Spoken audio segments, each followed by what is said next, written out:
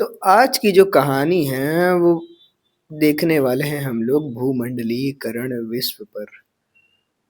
और ये जो भूमंडलीकरण है इसका प्रभाव क्या पड़ा हमारे विश्व पर या फिर हमारे देश पर, उसको भी देखने वाले हैं। भूमंडलीकरण की बात करें तो कहीं भी अगर करण लगा हुआ आया है तो इसका मतलब यही हुआ कि ये रहा हमारा पृथ्वी, ये रहा भूमंडल। मान लो ऐसे है, ऐसा होता नहीं है बट जो सपोज कि ये कुछ भू के मंडल हैं, ये अलग देश है, ये अलग देश है, ये अलग देश है, सब अपना अलग अलग काम कर रहे हैं। ये नहीं देख रहे हैं कि हम एक ही पृथ्वी पर हैं तो हम अलग अलग क्यों हैं। ये इससे नहीं बात कर रहा है, ये इससे नहीं बात कर रहा है, इसका इससे दुश्मनी, इसका इससे दुश्मनी। तो हम लोग ये देखते हैं कि एक विचारधारा निकल कर आती है या फिर कह लो कि एक नियम निकल कर आता है कि क्यों ना हम सब लोग एक पृथ्वी के हैं वासी, तो हम सब एक बनकर रहें। कोई किसी से युद्ध न करे, कोई किसी से मतलब गिला शिकवा न रखे। तो इसी को कहते हैं कि भूमंडल के जो सभी यू नो जो गांव हैं, सभी जो कस्बे हैं, सभी जो महाद्वीप हैं, सभी जो देश हैं, वो अगर एक हो जाएं तो हम लोग इसको कहते हैं भूमंडलीकरण। यहाँ पर मैंने लिखा भी है कि भूमंडलीकरण विश्व या फिर भूमंडलीकरण की जो परिभाषा है वो मैंने लिखा है कि विश्व के देशों का आर्थिक, सांस्कृतिक, सामाजिक रूप से आपस में जुड़ना ही भूमंडलीकरण कहलाता है। या फिर दूसरी भाषा में भूमंडल पर उपस्थित महाद्वीप द्वीपों का वैश्विक गांव एक प्रकार से कहलाता है भूमंडलीकरण। अब भूमंडलीकरण हुआ, ये दोनों एक दूसरे से करीब आ गए, तो देखने को क्या हुआ कि यहाँ के लोग जो है वो पर्दा प्रथा पे विश्वास करते थे कि कोई लड़की है तो उसका पूरा आधा पूरा आँख ढक के, नाक ढक के पूरा रखेंगे। और यहाँ के लोग फ्री वाले थे, है ना, फ्री विचार वाले, एकदम मस्त रहने वाले।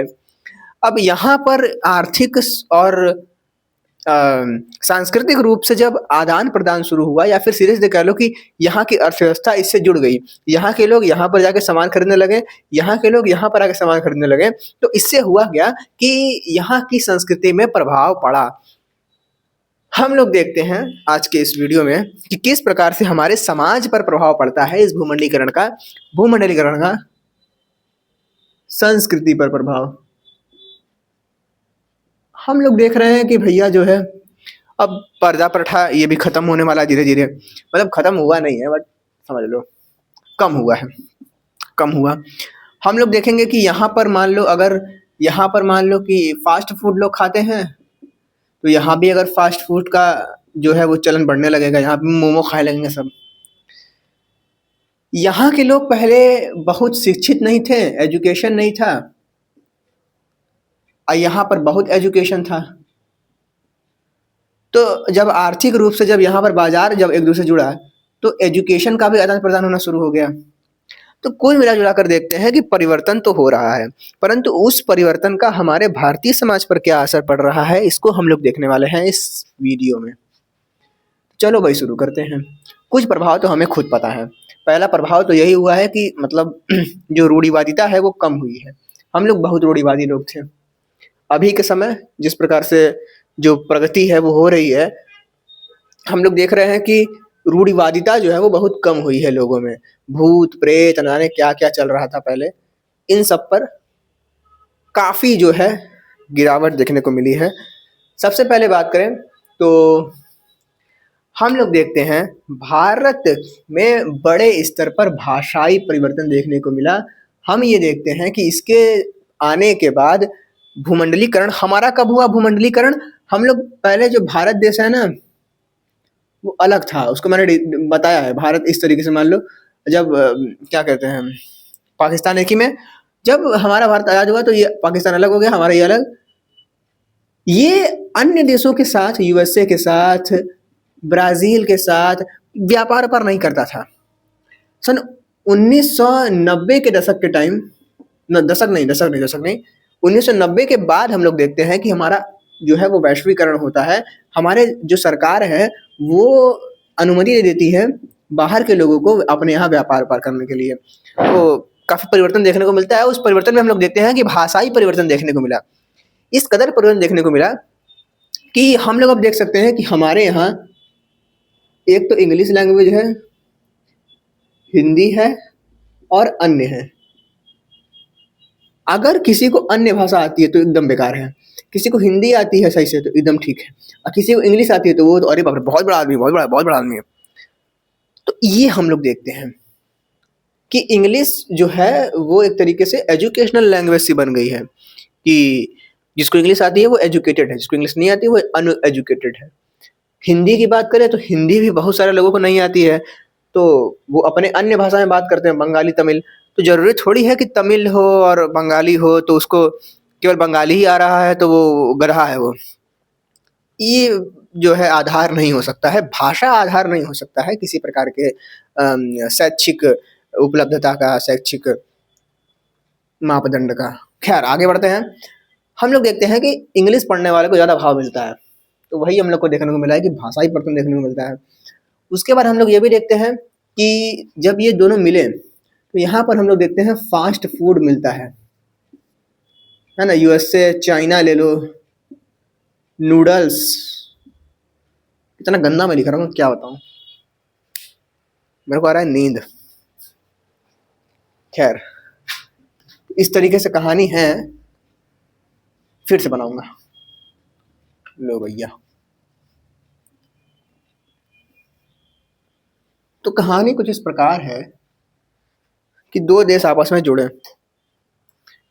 जुड़े। मान लो ये हमारे पास चाइना है, ये हमारे पास भारत, पूरा पाकिस्तान सब भी ले लो। लो भाई पाकिस्तान भी ले लो, नेपाल भी ले लो। ये दोनों आपस में जुड़े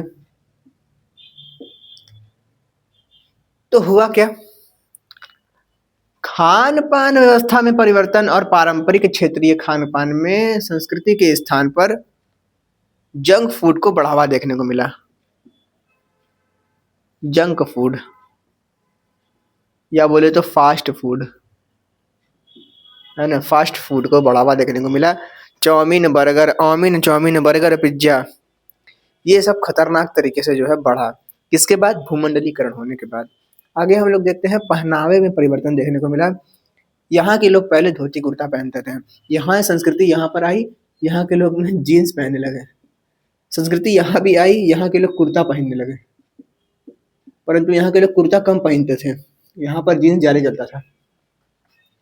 तो हम देखते हैं कि जींस आदि को बढ़ावा भारतीय व पश्चिमी वस्त्रों का मिश्रण देखने को मिला। जींस आदि को बढ़ावा मिला, और कभी कभी क्या होता है कि कुछ लोग कुर्ता पहनते हैं और नीचे पजामा की जगह जींस पहन लेते हैं, तो मिश्रण हो गया है ना। पजामा मैंने बड़ा खतरनाक बना दिया भाई। आगे बढ़े, अब हम लोग क्रिसमस मना रहे हैं, कल ही क्रिसमस था। वैलेंटाइन डे मनाते हैं, हग डे, रोज डे, ये सब मनाते हैं। तो ये भी हमारे यहाँ पश्चिम से ही सभ्यता से आया है। इसको अब यूएसए कह लो, ठीक है, चाइना को भूल जाओ, यूएसए कह लो। तो क्रिसमस, वैलेंटाइन डे, इसमें भी हम लोग को देखने को मिला। उसके बाद हम लोग सबसे बड़ी चीज़ ये देखें कि ये एक इंसान है जो पहले एक क्या था, एक कोई मतलब कुछ काम करता था।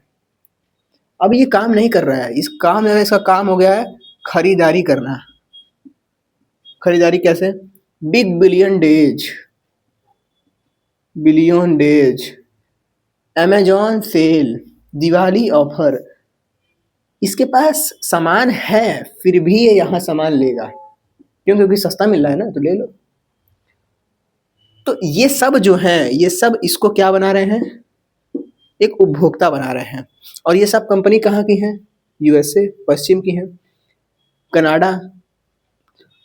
तो हो क्या रहा है कि हम लोग देख रहे हैं कि पश्चिम के लोग, जब भूमंडलीकरण हुआ है तो भारत के लोगों में उपभोक्तावाद देखने को मिला है कि वो इंसान नहीं है, वो एक तरीके से बस उपभोक्ता हो गया है कि बस उसको सामान चाहिए, दो दो दो दो दो सामान दो, सामान दो। आप खुद भी अपना निकालो तो आपको समझ में आएगा कि आप एक उपभोक्ता ही हो, आप इंसान नहीं हो, आप उपभोक्ता बन के रह गए हो। तो उपभोक्तावाद में वृद्धि देखने को मिली। भूमंडलीकरण का संस्कृति पर सकारात्मक प्रभाव की बात करें तो सकारात्मक प्रभाव इस प्रकार से है कि संस्कृति का आदान प्रदान यदि एक सीमा तक हो तो लाभदायक होता है। जैसे कि घूंघट प्रथा कमजोर पड़ गया, संस्कृति यहाँ की यहाँ गई और यहाँ के लोग जो घूंघट-वूंघट में रहते थे, इंसान मतलब दुनिया वो देख नहीं रहा है, वो घूंघट के पार की जो दुनिया है, वो घूंघट के कारण देख ही नहीं पा रहा है। तो घूंघट हटा तो बहुत कुछ हटा। तो यहाँ से वहाँ जो संस्कृति का स्थानांतरण हुआ है, फ़ायदा सबसे बड़ा ये हुआ कि घूंघट प्रथा हटा, पर्दा प्रथा में भी जो है काफ़ी गिरावट देखने को मिली, तो ये सब देखने को मिला। हिजाब और क्या-क्या ये सब होता है, उसमें भी गिरावट देखने को मिला। उसके बाद बात करें तो विचारों का आदान-प्रदान होता है और फलतः संस्कृति में रूढ़िवादी विचारों की कमी देखने को मिलती है। यहाँ के लोग अंधविश्वासी, यहाँ के लोग यहाँ के लोग में बहुत सारे ऐसे हैं, मतलब भाई सीरियस मत लेना। मैं ये कह रहा हूँ कि ऐसे मतलब धर्म के नाम पे जो मज़ाक बनाने वाले लोग बहुत सारे हैं। यहाँ पर धर्म को कौन मानता है भाई? ये तो एकदम ही सब अजीब से हैं सब। तो यहाँ से जब यहाँ संस्कृति गई, तो लोग इससे इंस्पायर हुए हैं। उन्होंने धर्म के नाम पर जो अंधविश्वास है उसको त्यागना शुरू किया। परंतु सही धर्म की ओर गए नहीं। ये वेदांत की ओर, आत्मज्ञान और विवेकानंद इन लोग की तरफ जाना चाहिए, परंतु हमारी जनता अंधविश्वास को तो त्याग रही है, परंतु जो सही है उसकी तरफ नहीं जा रही है। अगर आप भी चाहते हैं सही तरफ जाना, तो आपको मैं रिकमेंड करूँगा आचार्य प्रशांत का बुक वेदांत, बहुत अच्छा किताब है, ज़रूर पढ़ें। एक ये भी किताब है विद्यार्थी जीवन, आप इसको भी ले सकते हैं दोस्तों। खैर दोस्तों आगे बढ़ते हैं। कमी देखने को मिली, आगे बढ़े तो कुछ और कमियाँ देखने को मिली, सकारात्मक प्रभाव देखने को मिले। सकारात्मक प्रभाव ये थे कि जातिगत भेदभाव आधारित संस्कृति में कमी देखने को मिली। हमारे यहाँ बहुत जातिगत भेदभाव होता था। जातिगत भेदभाव, ये आदमी है, इससे बात नहीं करेगा क्योंकि ये लाला है, ये जो है कि दूसरे कास्ट का है। तो यहाँ पर ऐसा कुछ बहुत होता नहीं है। तो ये और ये जब भूमंडलीकरण हुआ, आदान-प्रदान हुआ संस्कृति का, विचारों का, तो हम लोगों ने देखा कि ये जो धर्म के नाम पर मज़ाक बन रहा है, ये जो जाति के नाम पर मज़ाक बन रहा था, उसमें कमी देखने को मिली। लोकतांत्रिक मूल्य और अभिव्यक्ति संस्कृति को मजबूती। अच्छा, हमारे जो अभिव्यक्ति संस्कृति है, उसको संस्कृति को अभिव्यक्त करना है, उसको मजबूती मिली। और जो हमारे लोकतांत्रिक मूल्य हैं, हमने उनको समझना शुरू किया, हमने समानता को समझा, हमने बंधुत्व को समझा, क्योंकि हमने पढ़ाई की। चलो भाई, और इंडिया में तो शिक्षा भी मतलब जब बस देखते थे ना पहले महिलाओं की शिक्षा कितनी कम, 18 के बाद शादी उसके बाद फिर उससे एजुकेशन नहीं। तो ये सब जो है हम लोग को देखने को मिला कि परिवर्तन हुआ, काफ़ी परिवर्तन हुआ। उसके बाद बात करें तो महिला सशक्तिकरण में बढ़ोतरी देखने को मिली और भारतीय संस्कृति को मिली वैश्विक पहचान। तो यही सब कहानी है और इसी के साथ ये टॉपिक भी एंड हुआ। मतलब बस ऊपर-ऊपर चीज़ें हैं, बहुत ख़ास कुछ चीज़ें हैं नहीं। तो अब मैं क्या ही बताऊँ।